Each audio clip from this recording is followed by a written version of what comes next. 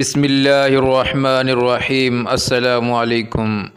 موت کی سختی جاننے کے لیے اس ویڈیو کو مکمل دیکھیں اور اس چینل کو سبسکرائب کریں۔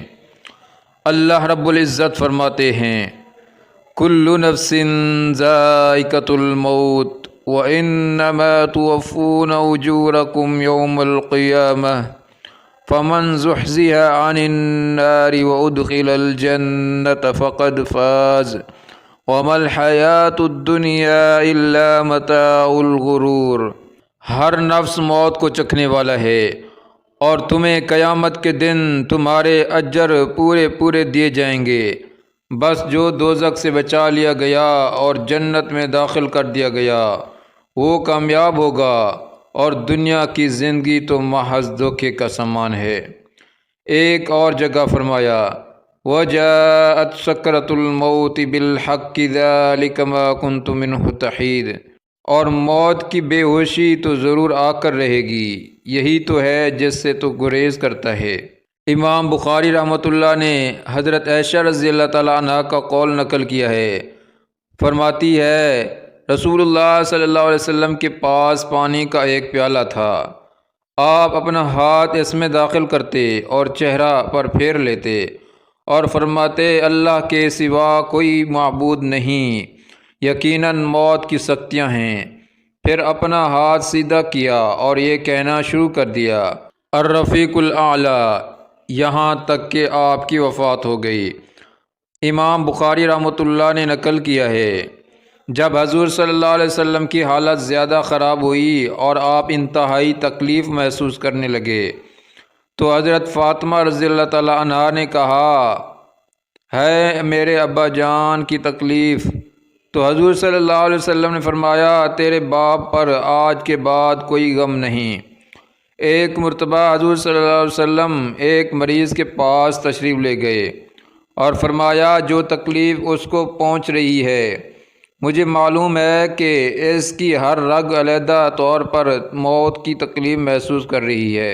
حضرت مکحول رحمۃ اللہ حضور صلی اللہ علیہ وسلم سے روایت کرتے ہیں کہ اگر میت کا ایک بال زمین و آسمان والوں پر ڈال دیا جائے تو وہ سب کے سب اللہ کے حکم سے ہلاک ہو جائیں۔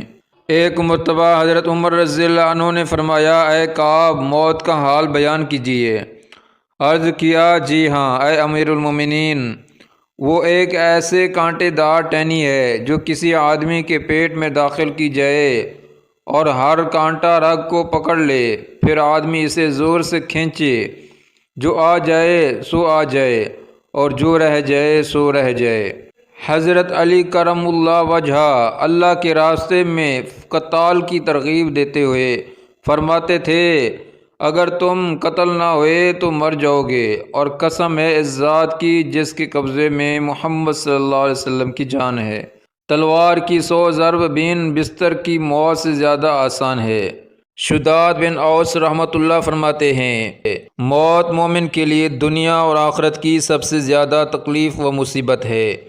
یہ آریوں سے چیرے جانے، کینچوں سے کاٹے جانے اور ہڈیوں میں ابلنے سے زیادہ سخت ہے، اور اگر میت اٹھ کر دنیا والوں کو موت کی تکلیف کی خبر دے دے تو وہ زندگی سے نہ فائدہ اٹھا سکیں گے اور نہ نیند کی لذت حاصل کر سکیں گے۔ جب ابراہیم علیہ السلام کا انتقال ہو گیا تو اللہ تعالیٰ نے فرمایا، تم نے موت کو کیسا پایا؟ عرض کیا، ایک ایسی سیخ کی طرح جیسے ترو رائی میں رکھ کر کھینچ دیا گیا ہو۔ ارشاد ہوا، حالانکہ ہم نے اس کو آپ کے لیے آسان کر دیا تھا۔ ایک روایت میں ہے کہ جب حضرت موسیٰ علیہ السلام کی روح اللہ تعالیٰ کے پاس پہنچ گئی تو فرمایا، اے موسیٰ، تو نے موت کو کیسا پایا؟ عرض کیا، میں نے اپنے نفس کو ایسی زندہ بکری کی طرح محسوس کیا جو کسائی کے ہاتھ میں ہو اور اس کی کھال اتار رہا ہو۔ حضرت جابر رضی اللہ عنہ حضور صلی اللہ علیہ وسلم کا ارشاد نقل کرتے ہیں، بنی اسرائیل کے قصے بیان کرو، اس میں کوئی حرج کی بات نہیں، یقیناً ان کے قصوں میں عجائبات ہوتے ہیں۔ پھر یہ قصہ بیان فرمایا، ایک جماعت ایک قبرستان کے پاس سے گزری تو کہا، اگر ہم 2 رکعت نماز پڑھ کر اللہ سے دعا مانگیں کہ وہ ایک مردے کو زندہ کر دے جو ہمیں موت کے متعلق خبر دے تو کیسا ہے؟ سب نے اس پر اتفاق کر لیا۔ ابھی وہ اس عمل میں مصروف تھے کہ ایک قبر سے آدمی کا سر نمودار ہوا جس کی آنکھوں کے درمیان سجدوں کا نشان واضح نظر آتا تھا۔ اس نے کہا، اے لوگو، تم کیا چاہتے ہو؟ خدا کی قسم مجھے مرے ہوئے 100 سال ہو چکے ہیں لیکن ابھی تک موت کی حرارت ختم نہیں ہوئی، لہٰذا میں اللہ سے دعا کرتا ہوں کہ مجھے ویسا ہی کر دے جیسا میں تھا۔ عمرو بن عاص رضی اللہ عنہ فرماتے تھے، کاش کوئی سمجھدار اور محتاط آدمی جس پر موت طاری ہو چکی ہو، میں اس سے ملوں اور مجھے موت کے بارے میں بتائے۔ جب ان کا انتقال ہو گیا تو ان سے پوچھا گیا، اے عبداللہ، آپ اپنی زندگی کے دنوں میں کہا کرتے تھے کہ کاش کوئی محتاط اور سمجھدار آدمی جس پر موت طاری ہو چکی ہو آپ کو موت کے بارے میں بتائیں۔ آپ سمجھدار اور ہوشیار آدمی ہیں اور آپ موت کو چکھ چکے ہیں، لہٰذا آپ ہی موت کے بارے میں ہمیں مطلع کیجیے۔ انہوں نے فرمایا، میں نے یوں محسوس کیا جیسے آسمان کو زمین سے ٹکرا دیا گیا اور میں ان دونوں کے درمیان ہوں اور گویا کہ میری روح سوئی کے سوراخ سے نکالی جا رہی ہے۔ حضرت ابراہیم علیہ السلام نے موت کے فرشتوں سے کہا، کیا تم اس بات کی طاقت رکھتے ہیں کہ تو مجھے وہ صورت دکھائیں جس میں 2 بدکار آدمی کی روح قبض کرتا ہے؟ اس نے کہا، کیوں نہیں، لیکن اس نے ایسا کرنے سے انکار کیا۔ پھر ابراہیم علیہ السلام کے اصرار پر اس نے ایسی صورت اختیار کی کہ وہ کالے سیاہ کپڑوں والا، کھڑے بالوں والا، انتہائی تیز بدبودار، جس کے ناک اور منہ سے آگ کے شعلے نکل رہے تھے اور دھواں بھی برآمد ہو رہا تھا۔ حضرت ابراہیم علیہ السلام اس منظر کو دیکھ کر بے ہوش ہو گئے۔ جب ہوش آیا تو فرشتہ اپنی اصل صورت میں آ چکا تھا، تو فرمایا، اے موت کے فرشتے، اگر گناہ گار آدمی کے لیے اس کے سوا کوئی عذاب نہ بھی ہوتا تو یہی کافی تھا۔ حضرت عمر بن خطاب رضی اللہ عنہ کی آزادہ کردہ غلام حضرت اسلم رحمۃ اللہ فرماتے ہیں، جب مومن کے اتنے گناہ باقی رہ جائیں کہ ان تک اس کے اعمال نہ پہنچیں تو اس پر موت سخت کر دی جاتی ہے تاکہ موت کی سختی اور شدت کی وجہ سے وہ جنت میں اعلیٰ درجے حاصل کر لے۔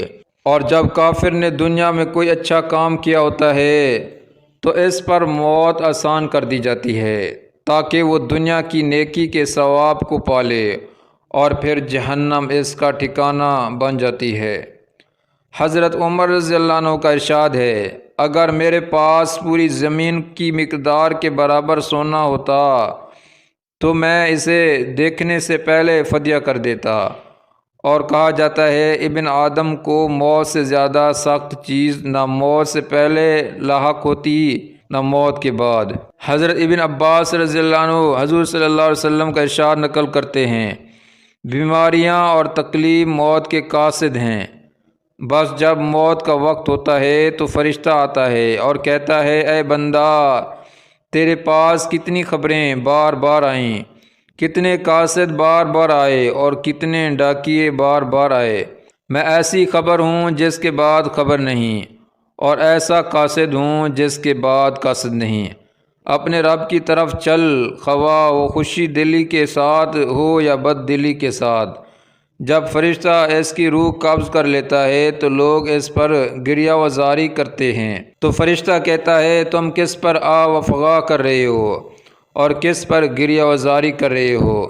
خدا کی قسم میں نے اس کی موت میں اس پر ظلم نہیں کیا، میں نے اس کا رزق نہیں کھایا، بلکہ اس کے رب نے اسے بلایا ہے۔ بس رونے والوں کو اپنے نفس پر رونا چاہیے، کیونکہ میں نے تمہارے پاس بار بار لوٹ کر آنا ہے، یہاں تک کہ میں تم میں سے کسی کو نہیں چھوڑوں گا۔ حضرت انس بن مالک رضی اللہ عنہ کی نہر فارس کے پاس ملک الموت سے ملاقات ہوئی تو اس سے پوچھا، اے موت کے فرشتے، تو وبا وغیرہ کے وقت کیسے 10 ہزار آدمیوں کی روح کو مختلف علاقوں سے قبض کرتے ہیں؟ تو اس نے جواب دیا، زمین کو میرے لیے سمیٹ دیا جاتا ہے، یہاں تک کہ میں لوگوں کو گویا کہ اپنے رانوں کے درمیان دیکھتا ہوں اور انہیں اپنے ہاتھ سے چن لیتا ہوں۔ یہ بات بھی جان لیجئے کہ اگر ہمیں پولیس کی مار کا خوف ہو تو ہماری زندگی بے مزہ ہو جائے، حالانکہ ہر سانس میں موت کی اپنی سختیوں کے ساتھ آمد کا ہونا ممکن ہے، اور وہ تلوار کی ضرب اور آریوں سے چیرے جانے سے بھی زیادہ کڑوی ہے، اور مردہ کی روح اس کے ہر عضو اور رگ سے نکال لی جاتی ہے۔ پہلے اس کے پاؤں ٹھنڈے ہوتے ہیں، پھر رانے، اور اسی طرح حلق تک پہنچ جاتی ہے، اور اس موقع پر دنیا سے اس کی نظر منقطع ہو جاتی ہے اور اس کے لیے توبہ کا دروازہ بند ہو جاتا ہے۔ حضور صلی اللہ علیہ وسلم کا ارشاد ہے، بلا شبہ اللہ تعالیٰ آدمیوں کی توبہ اس وقت تک قبول فرماتے ہیں جب تک اس کا سانس حلق میں نہ پہنچے۔ اے دوستوں کی جدائی تو میرے لیے بھی ضروری ہے، اور اے دنیا کے گھر میں نے تجھے چھوڑ جانا ہے۔ اے دنوں کی کمی میرا اور خواہشات کا کیا تعلق، اور اے موت کی سختیوں میرا اور ہنسی کا کیا تعلق۔ مجھے کیا ہوا کہ میں اپنے نفس پر عبرت حاصل کر کے نہیں روتا؟ اگر میں اپنے نفس پر نہیں روؤں گا تو کون روئے گا؟ خبردار، کون سا زندہ ہے جو موت کا یقین نہ رکھتا ہو، اور کون سا یقین ہے جو آج شک کے مشابہ ہے۔ اس ویڈیو کو لائک کریں، شیئر کریں اور اس چینل کو سبسکرائب کریں۔ جزاکم اللہ خیرہ۔